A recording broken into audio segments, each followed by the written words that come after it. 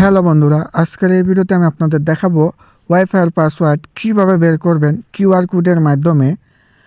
ওয়াইফাইয়ের password বের করার জন্য আপনি আপনার মোবাইল ফোন থেকে প্লে স্টোর এটা ওপেন করবে।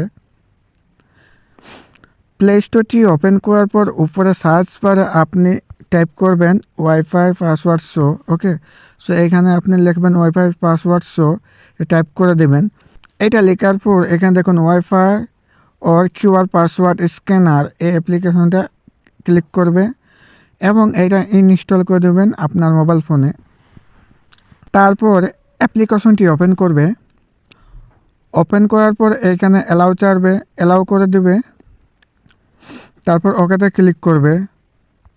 ওকেতে ক্লিক করার পর উপরে থ্রি লাইন অপশন এখানে ক্লিক করে দেবে এবং স্ক্যান ফটো এর উপরে ক্লিক করবে। এখন আপনি যার ওয়াইফাইয়ের পাসওয়ার্ড দেখবেন সেই ওয়াইফাই কিউআর কোডটি এখানে দিবেন বা ছবিটি দিবেন।